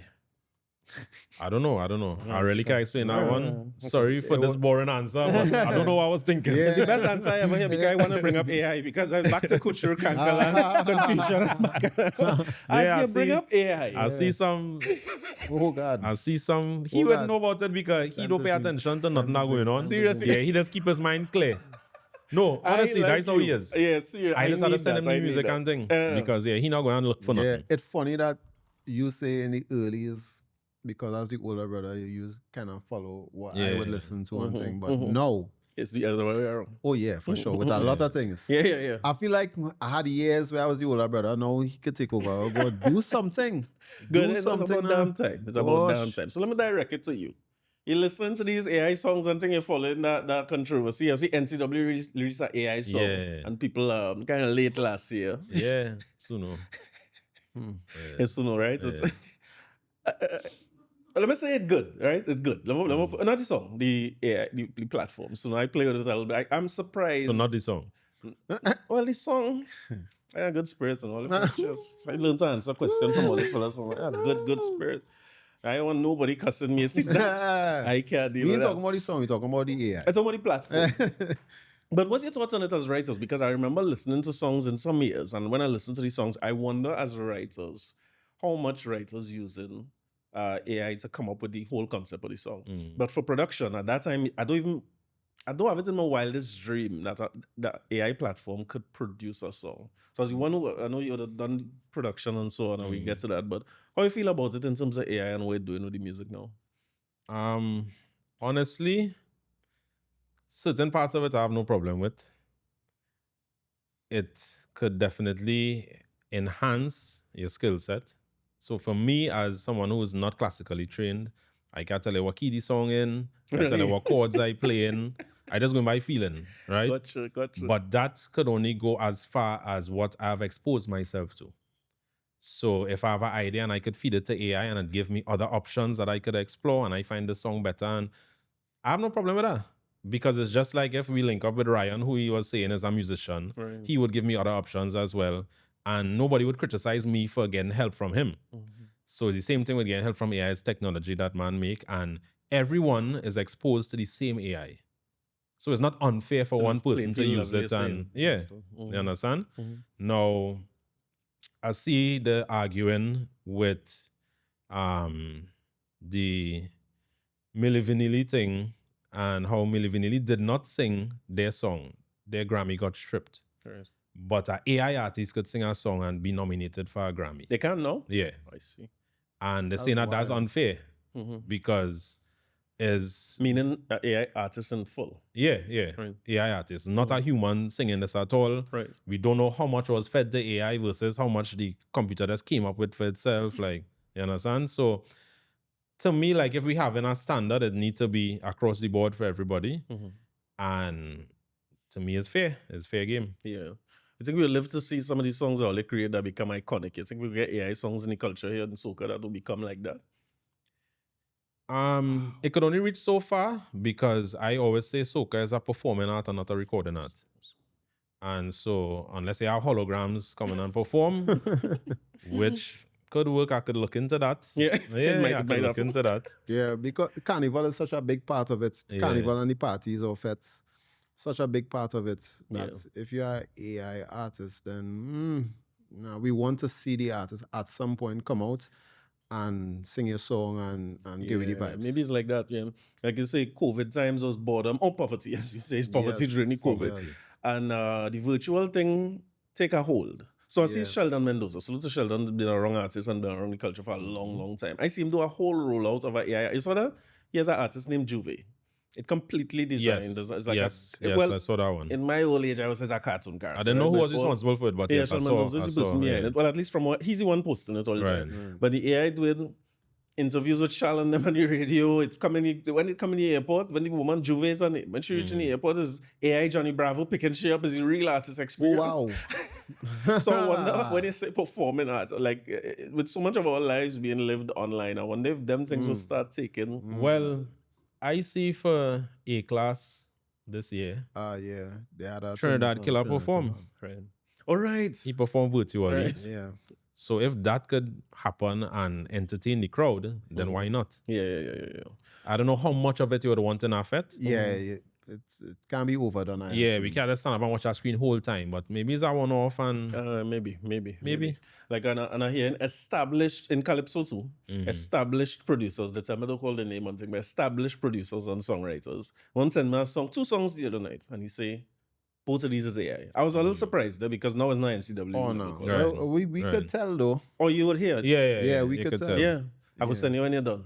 Yeah, Yeah, because I was shocked because both of them are from real artists. Right. But what he said is that the artist just send the reference. Right. He sent them a skeleton of the beat. The artist send a reference back, so it's not complete. But you use the AI to complete the song. Right. I think that people like you all, who professional and experienced, Yeah. only going to get a different result from me. Who are Right. Yeah. I'll get a shot because but I didn't feel. I mean, part of it is musical knowledge and know-how, and part of it is understand how to prompt. Right. I guess That is a big thing too. Yeah, so somebody who is like football, a man could be a coach and he never played the sport, but you just know how to coach. Because you know how to prompt the players, in other words. You understand? So it's the same thing with music. If you in this area where it have AI, you can know how to prompt. You don't want to be a musician. Yeah. And salute to J-Lover. J-Lover will be cussing people in Fete saying who's the guardians of soca and so on. You know, I know that coming. I saw that. Yeah. I saw that. I know it will come. It will come. Just like the dancehall and soca. I think people want to see. Me too. I want to see the artists that I love, and it's like you like into sports. I want to see the teams that I support, whether it be producers, right? I want to see them win. Right. Yes. I'm not sure if I like the idea, but that might just be old age. Yeah. But at the end of the day, we are entertainers, which means we are here to entertain the people as a big part of what we do. If the people are entertained by AI, then we can't fight it because they want to be entertained. They will choose what their entertainment is. We can't force them to choose us. Facts. Right? And to me, it's nothing to do with guardians of soca. Who says that? Because if I decide I'm not singing no more, I just want to feed AI my songs and I want the AI artist to sing it. I'm still the same culture lover who have a different vision for my output. Yeah. Why is it that somebody needs to guard soca against that? You understand? It's just a different output. And I'm not saying that stop listening to Marshall and Kessa and them and just listen to my AI artists. No, you're free to choose. I'm not encroaching on anybody's art or expression. Yeah, how they create. Yeah. I have thoughts on that guy, but I'll wait for J-Lover to come. I have thoughts on that. I have some thoughts on it. So back to where Oli was leaving off, because you 2012, 2013, 2014, maybe around that era, Oli have proof of concept. Somewhere it switched from writing for precision and doing your own productions. Where that happened? What kind of year you was looking at when you started doing your own? The pandemic was when we started producing. Oh, serious? Yeah, poverty. Oh, I have it. Yeah. I have the timeline all wrong. So days like a boss was who again? Well, all right. So yeah, if we being real, we weren't credited for certain things. I see. But that was because we didn't care to be credited. It wasn't because anybody tried to thief us of anything. So, for example, like our boss, Deputy sent the skeleton. Deputy he has Trini roots. A Grammy winning. Yeah, he produced for Rihanna. I think he was signed to Rock Nation. Marshall know Deputy. Deputy always wanted to do soca. He sent a skeleton of what the music was for Like a Boss. It wasn't sounding like soca really to us, but it had a vibe. And we were like, all right, cool. So Kevon, myself, and Ryan sit down in my bedroom and we started produce, adding percussion thing. Kevon was talking about the chord change he was hearing and thing. And so we produce it. But in production, you could create a vibe, but the samples you're using, for example, the kick drum, the snare, it need to clean up or change because it playing in the right timing, but sounding wrong. Okay. Right? That was what we were doing. We were getting everything in the right timing, but it's just the samples. You need to have an ear for the final product now. Right. So we needed to get it to somebody else, and Marshall knew that. So he took it and he worked with other producers and to get it to where it should have been. Marshall had the idea for the brass and right. So that was actually the second one that we produced on. The first one was Too Real. I see. We actually did Too Real for Kowindoba. Yeah. Full production. And then we sent it to London Future. He added the bass line, switch out some of the drums, and we tell him take production credits. I'm not saying we write the song, we cool, whatever. But so we started dabbling in production from then, but we weren't confident because everybody would say, nah, it's not ready, or nah, it's sounding like, they would always complain about how it's sounding. Now, we know something right about it, but we don't know how to get it to the final product. Yeah. So we never really was too eager to have our own final product. And eventually, through poverty, we decide we can't wait on somebody to tell us when it's done. We had to figure out when it's done. Yeah. And so that is when we started putting more work on the production end. And So basically the backbone of Like a Boss, you all come up with that. Yeah. I saw him change that year.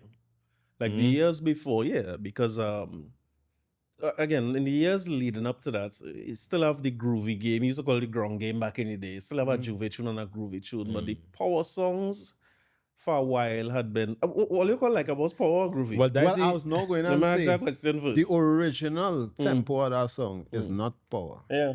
How much? So like the version you would hear on Apple Music and thing is actually 135 BPM. I see. So that is right at the split of power and groovy.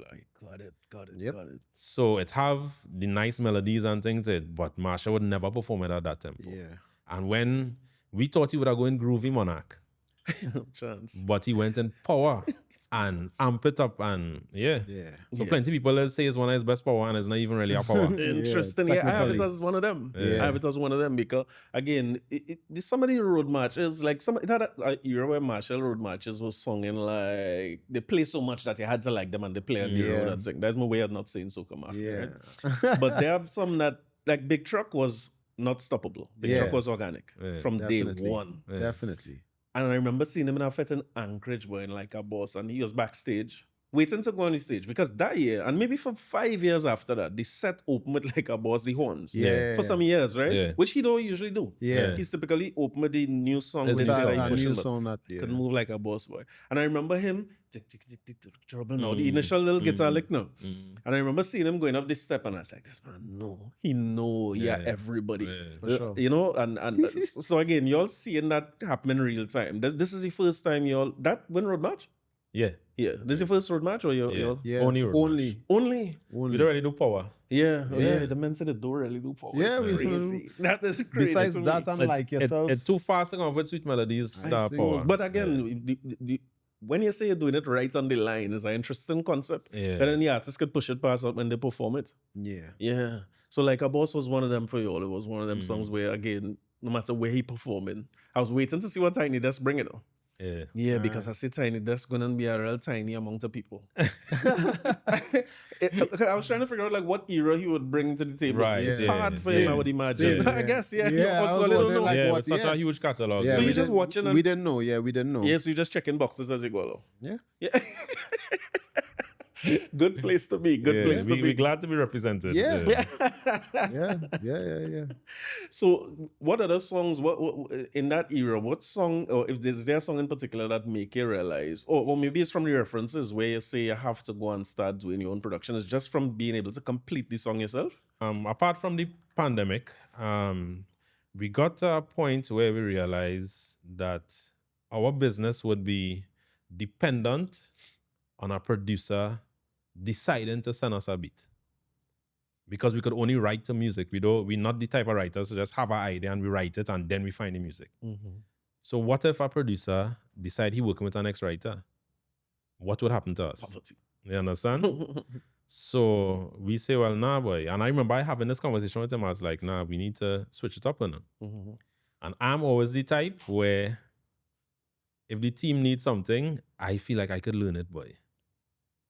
And That's why we call him Slash. I don't know if all you know, we call him Slash because he's producer / graphic artist / whatever you want. yeah, YouTube that. He is that. St. George's College, QRC, and YouTube. YouTube is tertiary education for YouTube me. is the masters. Yeah. Got it. Bill we studio, you know. Yeah, you all keep saying, always say that casually, like a Bella studio. No, I'm telling you because this man going on YouTube and watching. Yeah. I'm sorry to I cut, call but Casey, I ask him who help him build his own. I get a plan. I pay that man to do a plan for me and build it. From there. Yeah. So you just figure out production. You just went on YouTube, figure out what it is you're gonna do. What Yeah, like programs to use. I kind of knew what my weak areas were, and I started to work on it, and I realized that it was starting to sound different. And then with things like Splice, I'm not sure if you're familiar with Splice, but it have these websites that you could subscribe to, and they have samples, like a whole sample library, right? So with things like Splice, I know I can sit down and think up of a chord progression because I'm not trained like that. But Splice has chord progressions. But you could search for it by mood, you're saying? Yes. You could search by key, you could search by tempo, like whatever. You could search by genre. So you gain a feeling. And I know we do music based on feeling. So if I hear it, I could know. Right. And so I use those things to help. Like, I'm not ashamed to say that. Of course. Well, I use those, And so those things would already be mastered and sounding like final things. So then it cut down my work because I don't have to think about how I get in it to sound how I want to sound. It done sounding finished already. So that just made it way easier for me to become a producer. And then we love to collaborate too from the start. Like that is I guess that's how you come out the gate. Correct. So and we're not dunce. So you know what I mean? We know how to catch up, like we'll catch on quickly. So we work with a lot of brilliant producers. Yeah. And once the energy right, and sometimes people willing to share tips and tricks. It works. And we learn and we understand what to do next time, and we know what to take, what to use. So like for Big Links Riddim, I would just say this in particular. When we had the rhythm, we know it was real good. But I still went to First Class, I still went to Nikolai, I still went to even Marshall, and they help us hone the sound of it. Understood. Get the kick drum to sound how it need to sound. Class had a little percussion for me, like them kind of thing. And them is things that as team players we know we dealing with. Them not studying, well, put me down as co-producer or additional production. And like, nah. Kyle play the guitars, Joshua play the bass, like, yeah, that's something you see now more than any other era, I think, in our culture. Where when you look at, even the credits, Apple Music is getting credits, thankfully, now. Some songs a long, well, and I say a long list. Somebody say names over and over. But that's a good thing, where you see a lot of collaborative efforts. Yeah. So at this point in time, you're all being sought after by artists, right? Because if anybody listens to this, they might feel it's Marshall alone, but it's plenty different people. I always remember when I follow all on Instagram, right? It's because of you, At one point in my idleness, maybe COVID again or something like that, I say, I go and follow everybody named Kory. Once somebody come up and say named Kory, every Kory is a good Kory. Every Kory is a good Kory. I see Kory FBE. I don't forget, I didn't even know what FBE mean. And then I see Kevon FBE, and I'm like, these fellas and them are thing, boy. But I always remember that one of the first things I connected all with was Cheers to Life. What was your work on Cheers to Life? It was writing, it was production. Well, them days they might just see Voice FBE as well. Because that was his name back then. So what's the story behind it? Because so Cheers to Life. Okay, so Voice, well, we used to work with him from since he was in school, right? Because same Ryan, who was a part of Full Blown, he went on to do gospel. But his younger brother was in class with voice, I think, in St. George's. So that was after I left George's. Okay. Right? And he was like, bro, we have a youth man here who's talented. Feel all you should work with him. Yeah, no scene if you recommend the man. Then send him. Right. So he came, he said he wanted to enter a competition that QRC was having, a soca competition. No problem. Kevon and I write and produce the song. Detention was the name of it, right? Yeah. Everybody Sing feeling that. detention, Yeah. right? But we singing about a teacher putting him in detention, now, Yeah, right? got it. He win. Right. He win I can't remember how much ever it was, and we was like, boy, keep your money, invest in yourself, do your thing. Following year, he come back, he say he want to go Synergy Soca Star. No problem. Well, he want to sing about, but he say, well, there's a kind of kid show, so it could be something gimmicky, like about aliens or something. All right, cool. it. And he just said that jokingly. I went home and tell Kevon, hey, let's write a song about aliens. We do alien for voice. Which today, people from that era, there's still real hype up now, boy. Yeah, soca So we do alien. He comes second. Again, we like, but this now, we didn't go and see him perform in QRC, but we went to the amphitheater in St. James and saw him perform there. From the first time I saw him perform, I said, this fella's a star. So after that first time we saw him perform, we started to go back with him. We started to, all right, this is how he had to dress. This is what you need to do. Right. We had to do the green gloves. I buy one set of gloves and we spray painting gloves in Alien green. vibes. Yeah. Right. My same partner who introduced me to music, Rondell, in QRC, he used to do graphic design. He do voice posters that we went around in schools and stick up and think, we say, you have to win this. Right. So we are full-on campaign. And so, he ended up coming second. And I remember the night of the finals, or the day of the finals, Marshall in the stadium with us, helping us with SFX, set up the spaceship. Nice. So it was a real team effort. Of course. Right? And so good. And from there on, we say, we want to work with you. We believe in you. Let we keep moving. Right. For some years, because that was 2012 was Soca Star when he was there. Yeah, it would have been so. Right? So it had a gap between that and Chelsea Live, which was 2016. Right. So for some years, we're trying to work, but we realized the transition of Soca Star artists to Could be soca artists. difficult for most Right. people. And he already, kind of smally, he young, so they're watching like a little boy. So we say, you know what? Here was the scene. Come and learn to write with us. And we already respected in the industry. Right. From there, once people start to see you wrong with us, you gain that respect. They know that you're responsible for good music. We launch a career as artists. Right? Cool. So we started teaching them how to write. And we say, you know what? We're going to develop a business structure where even if you write a piece of a song, we're paying you for that. But Chase Life in particular, he basically wrote the whole song. Right? But when he writes something, he would come to us and feedback and advice and that kind of thing. So at that point in time, I think he went to Kevon and him kind of work out Chester Life. Kevon help him restructure, change up certain parts, that kind of thing. Intention to sing it himself at the time? Or Yes, yeah. yes. Cool. And then him and Kevon wrote the Kory and Patrice on the rhythm as well, on that same rhythm. Right? Because that was a rhythm. Plenty of people just forget that. And all right, the song starting to pick up. That same time, Voice wrote a song for Blacks, right? The morning after the studio session with Blacks, because Blacks had to pay for the song, right? Morning after, I call Blacks. I say, Blacks, here was the scene. We give you the song for half price if you let Voice perform at All Stars. Okay. He said, that song ain't good. Let me talk to Papi and I'll call you back. Coming back, he said, yeah, I'll go and WhatsApp you the itinerary. Cool. I call Voice one time. He knew he. He started a ball on the phone one time because he glad because people used to always ask, who's this little boy rolling with all? And I used to always say, once that little boy get on stage, you go see who he is. Because once he on stage, that's it. And he don't be nervous.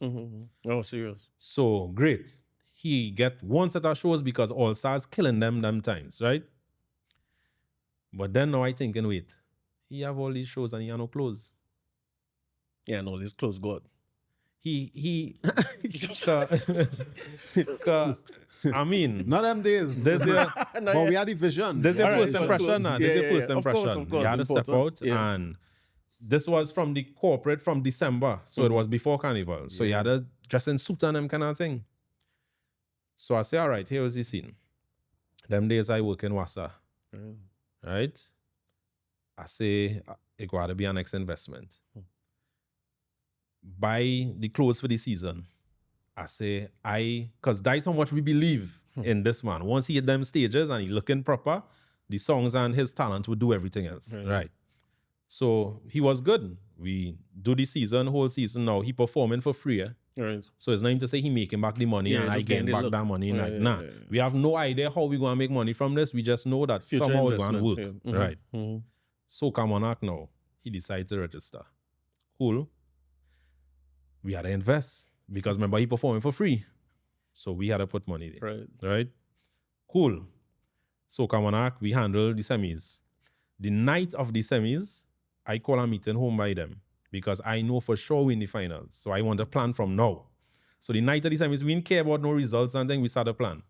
And I say, you are talking to voice. I say, you not responsible for nothing because he real absent-minded now, but he's a real artist. Right, you understand? You're just keeping him in so, artist mode. So the family, some of the friends, like everybody come together and we started delegate things. And I had the concept for the finals performance. So we draw the outfit, carried by my tailor. I say, yeah, make that for him. You understand? And the fireworks and all them kind of thing, like we had to foot all the bills for all that.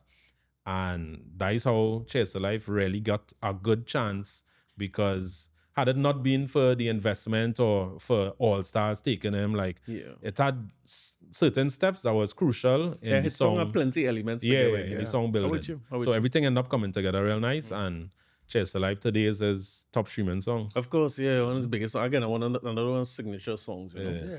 So you're giving me best, you gave me love and respect, you gave me the chain off your neck. Yes, we did. I understand what is Yes, happening. we did. Sometimes I had to block I all the voices. have a new chain.